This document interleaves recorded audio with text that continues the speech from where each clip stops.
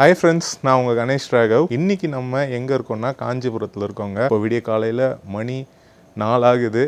இங்கேருந்து நம்ம விழுப்புரம் மாவட்டம் திருவெண்ணைநல்லூர் தடுத்தாட்கொண்டநாதர் திருக்கோயிலுக்கு போகிறோம். சுந்தரர்னால் பாடல் பெற்ற ஸ்தலம், மிக அற்புதமான புராணம் வரலாறு கொண்ட ஒரு திருக்கோயில். அந்த கோயிலுக்கு போய்ட்டு அந்த கோயிலுடைய முழு விவரமும் இந்த காணொலியில் இருக்க போது. வாங்க கோயிலுக்கு போகலாம். இந்த காணொலியை முழுமையாக பாருங்கள், நிறைய பேருக்கு செய்யுங்க. பகிர்றது மூலமா இந்த அற்புதமான கோயில் பற்றியான விவரங்கள் நிறைய பேருக்கு போய் சேரும். இப்போ நம்ம இங்கே காஞ்சிபுரத்துலேருந்து விழுப்புரத்துக்கு, அதாவது திருவெண்ணைநல்லூருக்கு கிட்டத்தட்ட 115 கிலோமீட்டர் வண்டியில் ட்ராவல் பண்ண போகிறோம். நிறைய பேர் கேட்டிருந்தீங்க, விலாக் மாதிரியே உங்களுடைய வீடியோஸ் கண்டினியூ பண்ணுங்கள் அப்படின்னு சொல்லிட்டு. அந்த மாதிரி ஒரு வீடியோவை தான் இந்த வீடியோ இருக்க போது. வாங்க வீடியோக்குள்ளே போகலாம்.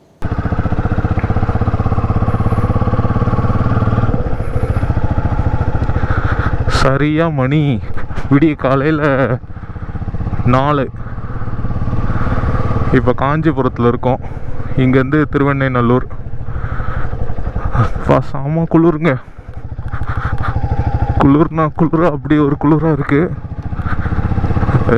அந்த ஃபாக், அந்த மிஸ்ட்டில் எனக்கு தெரிஞ்சு கோபுரம் அப்படியே தண்ணி ஆகுது.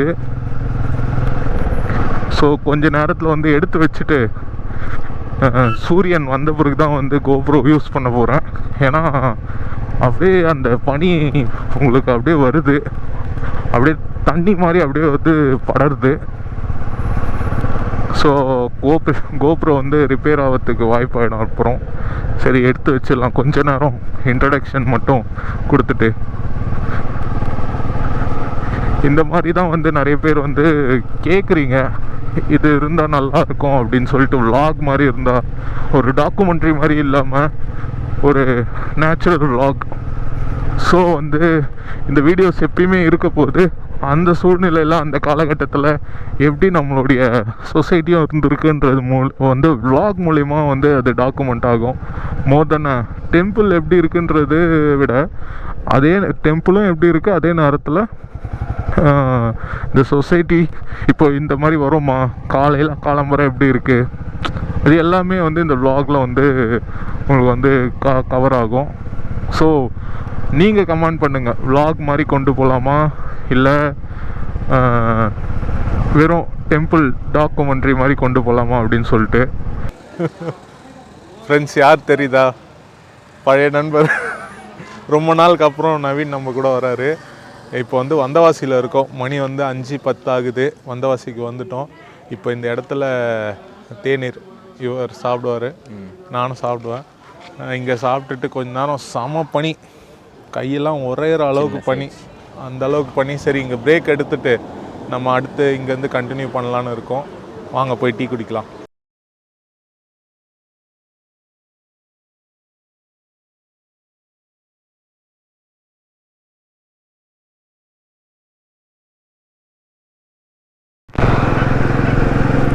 மணி 6:25 ஆக போகுது.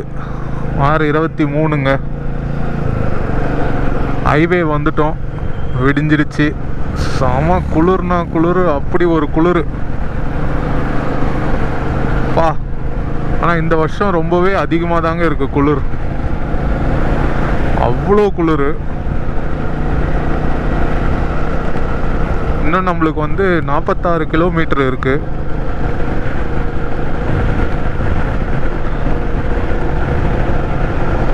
ஆக்சுவலாக காஞ்சிபுரத்துலேருந்து 133 கிலோமீட்டர். நான் 114ன்னு இது தெரியாமல் சொல்லிட்டேன். 133 கிலோமீட்டர்.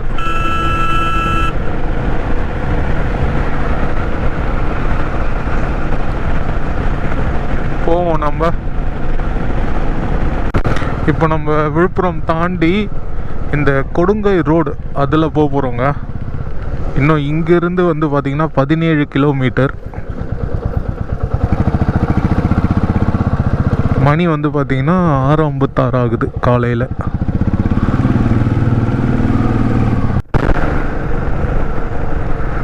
இதாங்க தென்பெண்ணை ஆறு.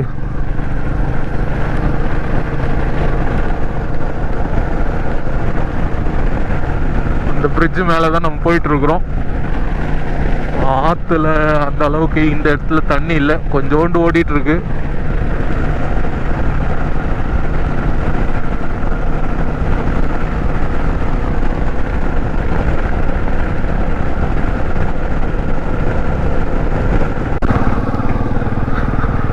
இதுதாங்க திருவெண்ணைநல்லூர் ஊர். இப்போ இந்த ஊருக்குள்ள இன்னும் 1 கிலோமீட்டர் தூரத்தில் நமக்கு வந்து பார்த்திங்கன்னா இந்த கோயில் இருக்கு.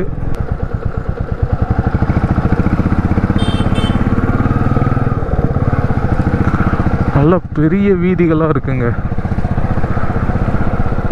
தேர்லாம் இங்கே இருக்குது. இங்கே தான் நினைக்கிறேன் கோயில், இந்த தெருவில் தான். எஸ்,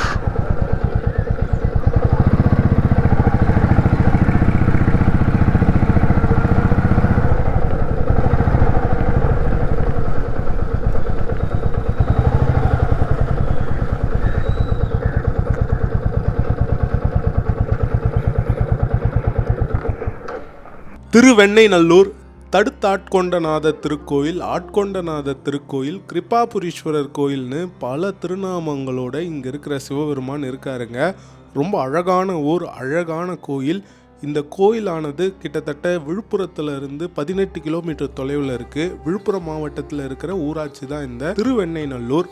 ரொம்ப அற்புதமான பழமையான ஒரு திருக்கோயில். பல்லவர்கள் ஆட்சி காலத்திலேருந்து இந்த கோயில் இருக்குன்ற நம்பிக்கை இருக்குது. சோழர்கள், அதன் பின் வந்த மன்னர்கள் நிறைய திருப்பணிகள் இந்த கோயிலுக்கு பண்ணியிருக்காங்க. இந்த கோயிலை செம்பியன் மாதேவி கற்கோயிலாக கட்டியிருப்பாங்கன்ற நம்பிக்கையும் இருக்குங்க. இப்படி பல சிறப்பம்சங்கள் உள்ள இந்த கோயிலில் தான் சுந்தரர் தடுத்து ஆட்கொள்ளப்பட்டிருக்காரு. அவர் திருமணத்தில் சிவபெருமான் ஒரு முதியவர் ரூபத்தில் வந்து இவர் சந்ததியை தனக்கு அடிமைன்னு சொல்லி இந்த இடத்துக்கு வந்து வழக்காடி அதன் பிறகு இங்க போய் உள்ள இருந்து மறைஞ்சிட்டாரு சிவபெருமான். இந்த இடத்துல தான் பித்தா பிறை சூடி அப்படின்னு சொல்லி அந்த ஒரு பதிகத்தை சுந்தரர் ஆரம்பிக்கிறாரு. இங்கிருந்து பல சிவாலயங்களுக்கு அவர் பயணம் பண்றாருங்க. இப்படி ஒரு முக்கியமான ஒரு திருக்கோயில். இந்த கோயில்ல அவங்க வழக்காடின அந்த மண்டபம், அங்க இருக்கிற வேண்டுதல்கள், இந்த கோயிலை பற்றியான முழு விவரங்களும் இந்த காணொலியில் இருக்க போது. இந்த காணொலியை முழுமையா இன்னும் பாருங்க, நிறைய பேருக்கு பகிரவும் செய்யுங்க. பகிர்றது மூலயமா இந்த கோயில் பற்றியான அரிய தகவல்கள் நிறைய பேருக்கு போய் சேரும். இப்போ கோயிலுக்குள்ள போலாம் வாங்க. கோயிலுக்கு போகிறதுக்கு முன்னாடி நம்ம கடை பற்றியான ஒரு விளம்பரம். திருக்கச்சி ஹேண்டிகிராஃப்ட்ஸ். இங்கே நிறைய அற்புதமான சிலைகள் இருக்குது. இப்போ நீங்கள் பார்த்துட்டு இருக்கிறது சிவன் தியான நிலையில் அமர்ந்திருக்கிற ஒரு அற்புதமான ஒரு சிலை. இது சின்ன சைஸ் 2 இன்ச் 3 இன்ச்சில் இருக்குது. சிவ குடும்பமும் இருக்குது. இந்த மாதிரி நிறைய பித்தளை சிலைகள் வந்து நம்ம கடையில் இருக்குங்க. நம்ம கடை எங்கே இருக்குன்னா திருக்கச்சி ஹேண்டிகிராஃப்ட்ஸ், காஞ்சிபுரம் ஏகாம்பரநாதர் கோயிலுக்கு 4 கால் மண்டபத்துக்கு பக்கத்துலேயே இருக்குங்க. கண்டிப்பாக நீங்கள் இந்த கோயிலுக்கு வரும்போது நம்ம கடைக்கும் வந்து பாருங்கள். இல்லை இந்த பொருட்கள் வேணும் அப்படின்னு நினச்சிங்கன்னா இந்த நம்பருக்கு காண்டாக்ட் பண்ணி வாட்ஸ்அப் பண்ணி வாங்கிக்கோங்க. வந்துட்டோங்க. இங்கே வந்து பார்த்திங்கன்னா ஒரு 5 நிலை ராஜகோபுரம்.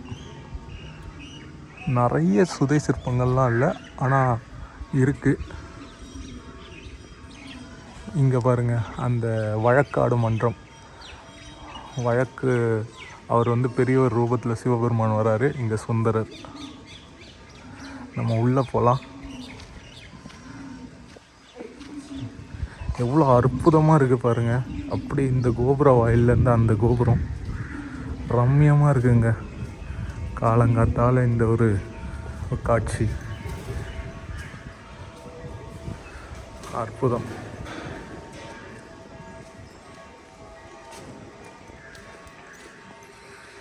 இது வந்து பார்த்திங்கன்னா அந்த வழக்கு நடந்த அந்த மண்டபம் அப்படின்னு சொல்லப்படுது.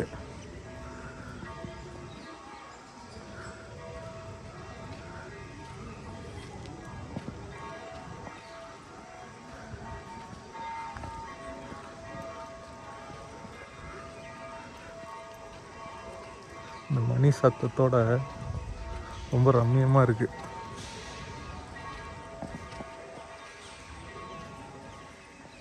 இதுதான் இந்த மண்டபம். நம்ம இந்த மண்டபத்துக்குள்ளே போய் பார்த்துட்டு வருவோம். ஃபஸ்ட்டு இங்கேயும் ஒரு சிவபெருமான் இருக்காராம். இவரை வணங்கினா இந்த சட்ட ரீதியான சிக்கல்கள், வழக்கு அதெல்லாம் தீரும்ன்ற மாதிரி ஒரு நம்பிக்கை இருக்குது.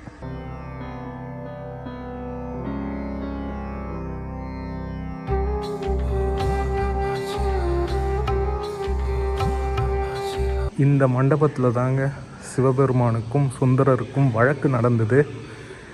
இங்கே தான் வழக்கு இந்த பிராது முறையிடுவாங்க. முறையிட்டு திரும்பவும் பெறுவாங்க. திரும்ப பெறும்போது அபிஷேகம் ஆராதனைலாம் பண்ணுவாங்க. அது எப்படி பண்ணணும், அந்த கான்டாக்ட் டீட்டெயில்ஸ்லாம் நான் டிஸ்கிரிப்ஷனில் டிஸ்பிளேயில் தரேன். இங்கே இருக்கிற இந்த சிவபெருமானுடைய பெயர் வழக்காடீஸ்வரர். ஏன்னா சுந்தரரிடம் அந்த வழக்கு நடந்த மண்டபம் இந்த மண்டபம் அப்படின்னு நம்பப்படுது. அப்படிப்பட்ட ஒரு சிறப்பான இந்த இடத்துல இன்னும் சில வேண்டுதல்களும் இங்கே இருக்குங்க. அதை பற்றி நம்ம பின்னாடி பார்ப்போம்.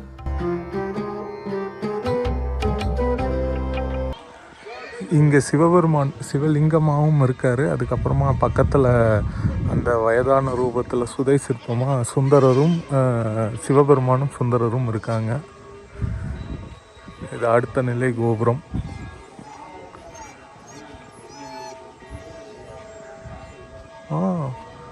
வித்தியாசமான சுதை சிற்பங்கள் பாருங்கள். தும்பிக்கை மேலே இருக்காங்க பாருங்கள். அது யாருன்னு தெரியல. அது ஆனால் ஔவையார் மாதிரி தான் இருக்காங்க.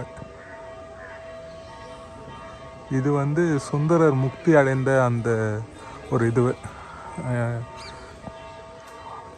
ஐராவதத்தில் தான் ஏறி கைலாயத்துக்கு போனார் சுந்தரர். அதை குறிக்கிற விதமாக இருக்குது. இது சேரமான் பெருமான்னு நினைக்கிறேன்.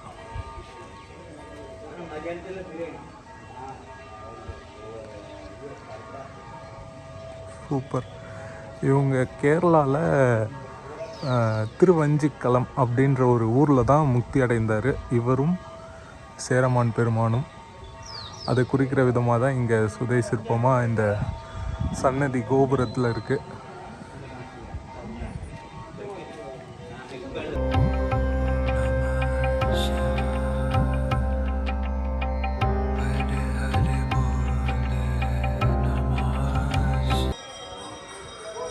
கோயில் டைமிங்.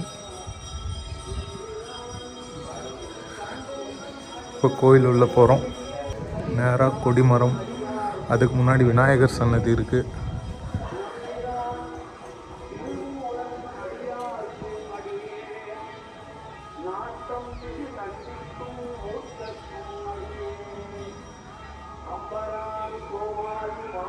போய் சுவாமி தரிசனம் பண்ணிட்டு வரலாங்க நம்ம.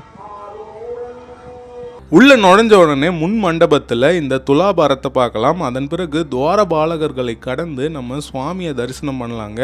சுவாமியை தரிசனம் பண்ணிட்டு அந்த கருவறைக்கு முன்னாடி இருக்கிற இந்த பாதுகை பார்த்தீங்கன்னா, இந்த பாதுகை யாருதுன்னா சிவபெருமானுடைய பாதுகையேங்க. இந்த தடுத்து ஆட்கொண்டுட்டு சுந்தரருடன் இங்கே வரும்பொழுது இந்த பாதுகையை வெளியே கழட்டி வச்சுட்டு தான் சுவாமி இங்கே கருவறைக்குள்ளே போய் மறைஞ்சிருக்காரு. அப்படிப்பட்ட ஒரு மிகப்பெரிய ஒரு விஷயமா இந்த பாதுகையானது அன்றிலிருந்து இன்று வரைக்கும் இங்கே இருக்குது அப்படின்ற நம்பிக்கை இருக்குங்க. அவ்வளோ ஒரு முக்கியமான ஒரு தனித்துவமான விஷயம் இந்த கோயிலில் இருக்குது.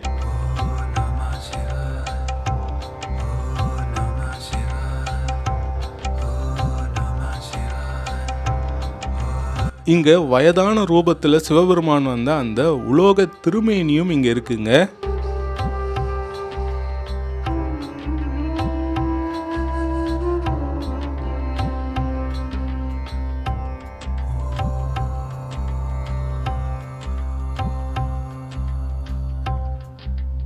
இங்கே 63 இருக்காங்க. அப்படியே ஓவியமும் இருக்குது பின்னாடி. அவங்களோட ஓவியம் ரொம்ப அற்புதமாக இருக்குங்க. அப்படியே சுற்றி நம்ம வலம் வருவோம். தெரியுதுங்களா பழங்கால ஓவியம்?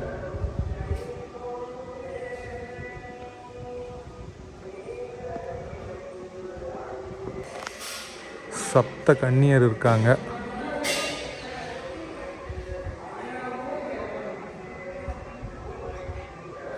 மெய்கண்டார். இவர் இந்த ஊரை சார்ந்தவருங்க. இங்கே வாழ்ந்திருக்காரு. இந்த திருவெண்ணைநல்லூரில் தான் சிவஞான போதம் அப்படின்ற ஒரு மிகப்பெரிய ஒரு சைவ நெறிக்கான ஒரு நூலை, ஒரு சித்தாந்தத்தை கொடுத்துருக்காரு இந்த மெய்கண்டார். இவருடைய கோயிலும் இந்த கோயிலுக்கு ரொம்ப பக்கத்தில் இருக்குங்க.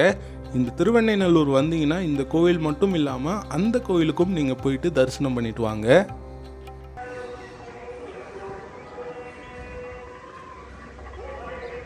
இதுதான் சுவாமியோடைய விமானம்.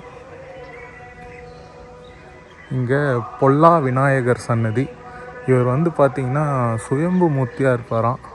பேச்சு வரலன்னா இவரை வந்து வேண்டிக்கிட்டால் குழந்தைகளுக்கெல்லாம் பேச்சு வந்துருமா. நம்ம போய் இதுவெல்லாம் பார்த்துட்டு வரலாம், கோஷ்ட மூர்த்திகள்லாம். யார் இருக்கா முதல்ல வந்து பார்த்திங்கன்னா பிச்சாடனர் இருக்காருங்க.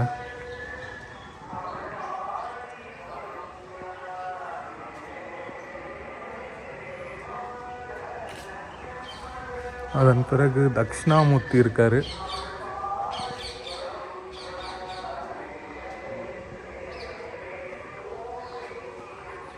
போய் இப்போ பொல்லா விநாயகரை தரிசனம் பண்ணலாம்.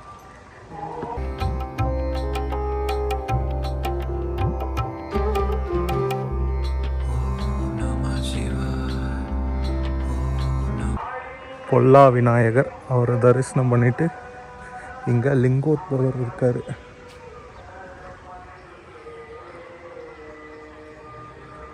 இங்கே மேலே வந்து சுதை சிற்பமாக மகாவிஷ்ணு சங்கு சக்கரம் ஏந்தி இருக்கார்.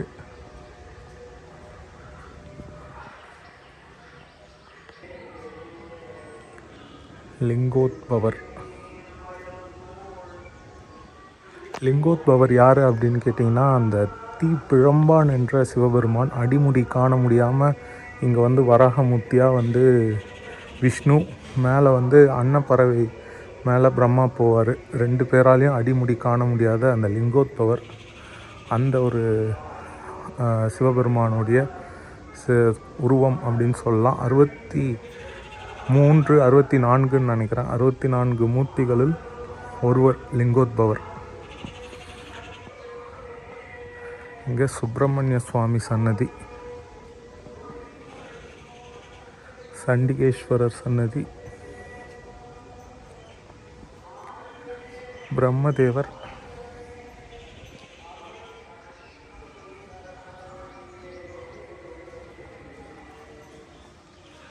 துர்க்கையம்மன்,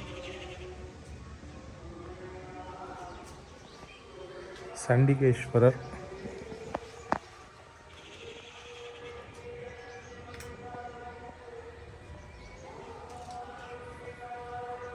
சுப்பிரமணிய சுவாமி. எவ்வளோ அழகாக அந்த சுதை சிற்பம் இருக்குது பாருங்கள். இந்த வேல் பாருங்கள், அவ்வளோ அழகாக இருக்குது. கிட்டத்தட்ட என்னை விட உயரம் இந்த வேல், 6 அடிக்கு மேலே.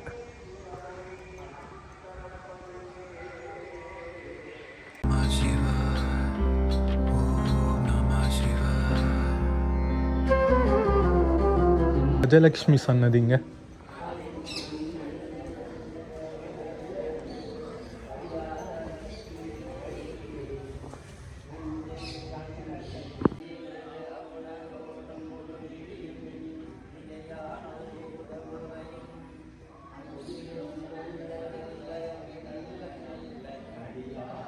அப்படி இந்த பக்கம் வந்து பார்த்திங்கன்னா அம்பாள் சன்னதிக்கு போகலாம்.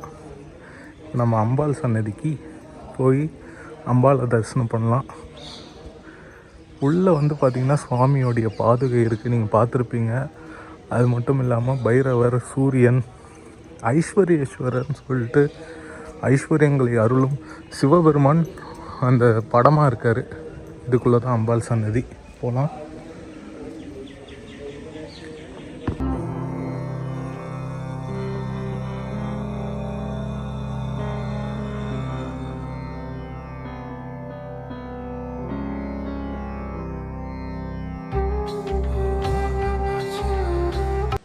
மங்களாம்பிகை அம்பாள், அவங்கள தரிசனம் பண்ணிட்டோங்க.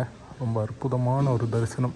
இங்கேயும் இந்த மண்டபத்துலேயும் இந்த வண்ணங்கள் ரொம்ப அற்புதமாக இருக்குது, வரைஞ்சிருக்காங்க. அம்பாள் சன்னதி கோஷ்டத்தில் அங்கே விநாயகர் இருக்கார். இங்கே கோஷ்ட சக்தி, அதுக்கப்புறமா பின்பக்கத்தில் கோஷ்ட சக்தினே குறிப்பிட்டிருக்காங்க.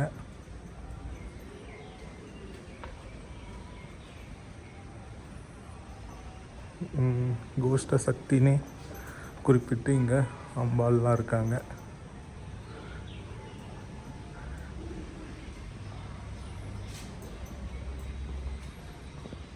இங்கே சண்டிகேஸ்வரி,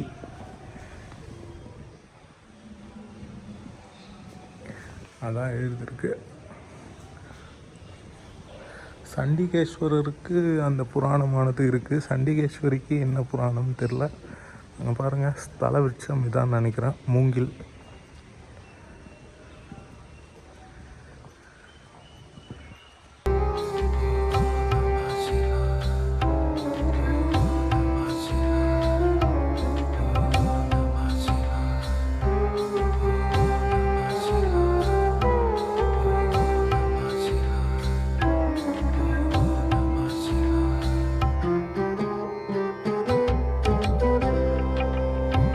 இங்கே நவக்கிரக சன்னதி இருக்குங்க.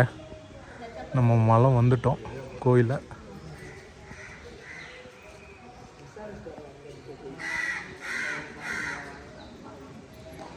அங்கே சில லிங்கங்கள் இருக்குது. போய் அந்த லிங்கங்களை தரிசனம் பண்ணுவோம்.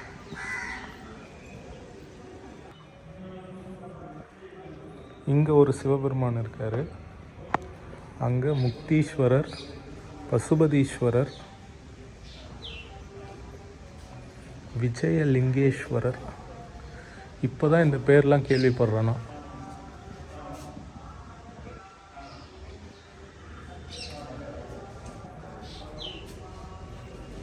இங்கே சுந்தரலிங்கம், இங்கே பாருங்க,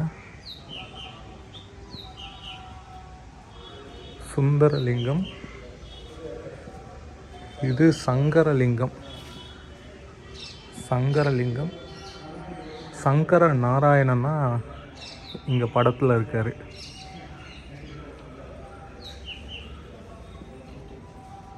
பிரசாதம் காலையில்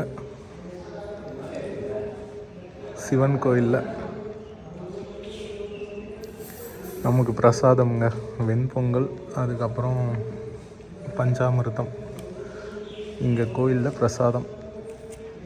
ஓம் வாஹர்த்தாய சம்பிரக்தோ வாஹர்த்த பிரதிபக்தஜே ஜெகதः பிதரோ வந்தே பார்வதி பரமேஸ்வரோ. அடியேன் திருநாமம் சூர்யா சிவம். இந்த திருத்தலம் வந்து திருவண்ணைநல்லூரில் அமைஞ்சிருக்கு. இந்த திருத்தலத்தோட சிறப்பு, முதல்ல விநாயகர்லேருந்தே வந்துடுறேன். இங்கே வந்து பொல்லா விநாயகர் வந்து விசேஷம். புல்லுதல் அப்படின்னா செதுக்கிறது, பொல்லா அப்படின்னா செதுக்காதது, சுயம்பு விநாயகர். அதே மாதிரி சுவாமி பேர் வந்து கிருபாபுரீஸ்வரர். இந்த கிருபாபுரீஸ்வரர்ன்ற பேர் எப்படி வந்ததுன்னு கேட்டிங்கனாக்கா, தருகாவனத்து முனிவர்கள் என்ன பண்ணுறாங்கனாக்கா, சுவாமியை கொல்றதுக்காக வேள்வி நடத்துகிறாங்க. அந்த வேள்வியில் வந்து மான், மழு, பாம்பு, புலி இது எல்லாத்தையும் சுவாமியை கொல்றதுக்காக ஏவிடுறாங்க. இந்த மான்லாம் வந்து சாதுவான ஜீவன் தானே, அதெல்லாம் எப்படி ஒரு கொல்றதுக்காக ஏவிடணும்னு கேட்டிங்கனாக்கா, எல்லா பிறவிலையுமே வந்து சத்வகுணம் படித்ததுன்னு ஒன்று இருக்கும், அசுரகுணம் படித்ததுன்னு ஒன்று இருக்கும். அந்த தருகாவனத்து முனிவர்கள் வந்து அந்த அசுரகுணத்தில் இருக்கிற அந்த மான், மழு எல்லாத்தையும் சுவாமியை கொல்றதுக்காக ஏவிடுறாங்க. சுவாமி என்ன பண்ணுறார், அதெல்லாம் ஆபரணமாக அணிஞ்சிக்கிறார். அதெல்லாம் ஆபரணமாக அணிஞ்சின உடனே அப்போ தான் தருகாவனத்து முனிவர்களுக்கு வந்து நம்மளோட தவ வலிமை பலிக்கலையேன்னு சொல்லிட்டு சுவாமியை பற்றி உணர ஆரம்பிக்கிறாங்க. சுவாமியை பற்றி உணர்ந்த க்ஷணம், அவரோட சக்தியை பற்றி உணர்ந்த க்ஷணம், அந்த முனிவர்களுக்கான தோற்றம் போய் கோரமான தோற்றம் வந்துடுது. உடனே என்ன பண்ணுறாங்க, அந்த முனிவர்கள் வந்து சுவாமியை நோக்கி தவம் புரிகிறாங்க. சுவாமி என்ன சொல்கிறார், உனக்கு வந்து இதுக்கான விமோக்ஷனை வந்து தென்பண்ணையார் பக்கமாக இதுக்கான விமோக்ஷனை கிடைக்குன்றா. இப்போ இங்கே தான் அம்பாலோட கதை உள்ளே வர்றது. அதாவது அம்பாலோட கதை என்னன்னு பார்த்தீங்கன்னாக்கா, இந்த மகிஷாசுரனை சம்ஹாரம் பண்ணும்பொழுது தனக்கு இருந்த அந்த மங்கள உருவம் நீங்கி கோர உருவம் வந்ததுனால சுவாமி நோக்கி தவம் பண்ணுற அம்பாள். சுவாமி என்ன சொல்கிறார், நீ வெண்ணையால கோட்டை கட்டி, வெண்ணையால சிவலிங்கம் வைத்து, ஸ்ரீசக்கரம் வைத்து, பஞ்சாக்னி வளர்த்து பூஜை பண்ணு, உன்னுடைய அந்த கோர உருவம் நீங்கள் மங்களூரம் பெறுவாயின்றா. அதே மாதிரி அம்பாளும் இங்கே வந்து அர்த்தமேரு பிரதிஷ்டை பண்ணி ஸ்ரீசக்கரம் அமைத்து, வெண்ணையால சிவலிங்கம் வைத்து, வெண்ணையால கோட்டை கட்டி, அது உள்ள தபஸ் பண்ணி அம்பாளுக்கு வந்து அந்த கோரமான உருவம் நீங்கி மங்கள உருவம் அடைகிறா. அதனால் வந்து இங்கே வந்து அம்பாளுக்கு வந்து விசேஷ அபிஷேகம் வந்து இங்கே வந்து சிறப்பு. அந்த விசேஷ அபிஷேகத்தில் வந்து என்னென்னு பார்த்தீங்கன்னாக்கா, திருநாகேஸ்வரத்தில் எப்படி வந்து ராகுக்கு வந்து பாலில் அபிஷேகம் பண்ணும்பொழுது நீளமாக தெரியும், அந்த விஷம் பட்டு நீளமாக தெரிகிறதோ, அதே மாதிரி இங்கே அம்பாளுக்கு வந்து குங்குமத்தில் அபிஷேகம் பண்ணும்பொழுது அம்பாள் உக்ர ரூபியாக இருப்பாள். ஜலம் விடாமையே வந்து சந்தன அபிஷேகம் பண்ணுவோம். அந்த சந்தன அபிஷேகம் பண்ணும்பொழுது அம்பாள் வந்து மங்கள ஸ்வரூபமாக தெரியுவா. அதனால் வந்து அம்பாளுக்கு இங்கே அபிஷேகம் பண்ணுறது ரொம்ப விசேஷம். அப்புறம் வந்து இந்த தருகாவனத்து முனிவர்கள் வந்து இந்த தென்பண்ணையார் பக்கமாக எங்கடான்னு பார்க்கும்பொழுது தான் இங்கே மங்களாம்பிகை சன்னதியை வந்து கேள்விப்பட்டு இங்கே வராங்க. அம்பாள் இங்கே தபஸ் பண்ணும்பொழுது இந்த இடம் வந்து மூங்கில் வனக்காடாக இருந்தது. இந்த மூங்கில் வனக்காட்டுக்குள்ளே நடந்து வந்துன்னு இருக்கும்பொழுது காலில் ஒரு கல் தட்டுப்படுறது. அந்த கல்லை தோண்டி எடுக்கும்பொழுது சுவாமியோட பானம் உள்ளே இருக்கிற மூலவர். இந்த மூலவரை சுவாமி பானத்தை எல்லா கோயிலையும் வந்து இப்போ பானம் பானம் வரைக்கும் தான் வந்து சுயம்புவாக இருக்கும். ஆவுடையார் வந்து அதுக்கப்புறமா தான் பொருத்தியிருப்பாங்க. அந்த பானத்தை எடுத்து பூஜை பண்ணுறார் அந்த தருகாவனத்து முனிவர்கள்லாம் சேர்ந்து. அந்த பூஜை பண்ணும்பொழுது வந்து சுவாமி வந்து கிருபா கடாட்சத்தை அவங்களுக்கு கொடுக்குறார். அந்த பழைய முனிவர்களுக்கான தோற்றத்தை கொடுக்குறார். சம்ஸ்கிருதத்தில் வந்து புரினா வந்து கொடுக்கறதுன்னு பேர். கிருபா கடாட்சத்தை கொடுத்ததுனால கிருபாபுரீஸ்வரர் அப்படின்னு சுவாமியோட பேர். அதுக்கப்புறமா தான் வந்து இங்கே ஒரு மூலஸ்தான கருவறை எழுப்பப்படுது. அதுக்கப்புறமா சீரமைச்சு அதுக்கப்புறமா வந்து ராஜராஜ சோழனோட பாட்டியார் செம்பியன் மாதேவி தான் வந்து திரும்ப அந்த மூலஸ்தான கருவறையை திரும்ப எழுப்புறாங்க. அதுக்கப்புறமா தான் சுந்தரமூர்த்தி நாயனார் அதுக்கு முன்னாடி, அதாவது அந்த ராஜராஜ சோழனோட பாட்டியார் செம்பியன் மாதேவி மூலஸ்தான கருவறை எழுப்புறதுக்கு முன்னாடி ஒரு கட்டமைப்பில் இருக்கும்பொழுது தான் அந்த 7ஆம் நூற்றாண்டில் சுந்தரமூர்த்தி நாயனாரோட கதை உள்ளே வர்றது. சுந்தரமூர்த்தி நாயனார் இங்கே வரார், அடிமை சாசனம் காட்டுறார். எனக்கு அடிமைன்னு சொல்லி வாதாடுறாங்க. சுவாமி அந்த வழக்கில் ஜெயிக்கிறார்.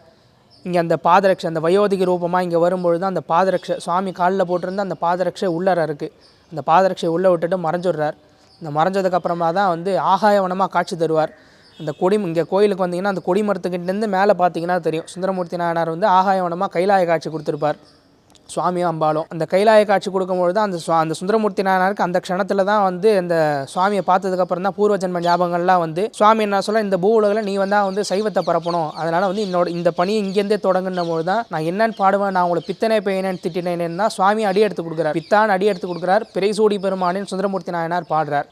அதே மாதிரி பார்த்தீங்கன்னாக்க இங்கே வந்து சுந்தரமூர்த்தி நாயனாருக்கும் சுவாமிக்கும் வழக்கு நடந்து சுவாமி ஜெயிச்சதுனால இங்கே வந்து யாருக்காவது தீராத வழக்கு பிரச்சனைகள் இருந்ததுன்னா பிராது விண்ணப்பம்னு சொல்லிட்டு எழுதி போடுறது வழக்கம்.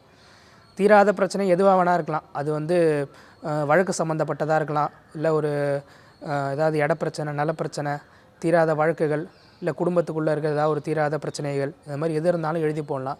எழுதி போட்டால் கூடிய விரைவில் வந்து அது நிறைவேறிடும். நிறைவேறினதுக்கப்புறம் வந்து வாபஸ் மனுன்னு ஒன்று இருக்குது. இதே மாதிரி திரும்ப வந்து அந்த வாபஸ் மனுவில் வந்து எல்லாமே எழுதியிருக்கும். நீங்கள் முன்னாடி எழுதி போட்ட தேதி மட்டும் நல்லா ஞாபகம் வச்சுக்கணும். இல்லை அதுலையா நீங்கள் எழுதி வச்சுக்கோங்க.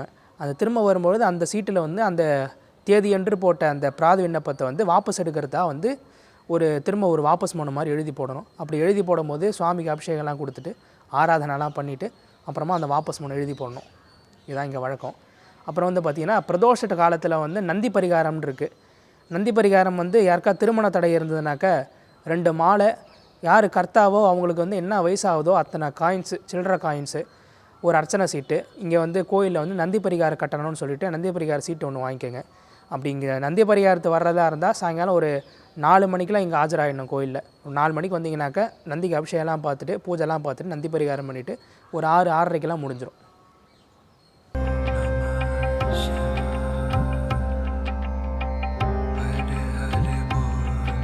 பித்தா பிறைசூடி பெருமானே அருளாளா, எத்தான் மறவாதே நினைக்கின்றேன் மனத்து உன்னை, வைத்தாய் பெண்ணை தென்பால் வெண்ணை நல்லூர் அருத்துறையுள், அத்தா உனக்கு ஆளாய் இனி அல்லேன் எனலாமே அப்படின்னு ஒரு அற்புதமான ஒரு பதிகம் சுந்தரர்னால் இங்கிருந்து வந்து பாடப்பட்டது.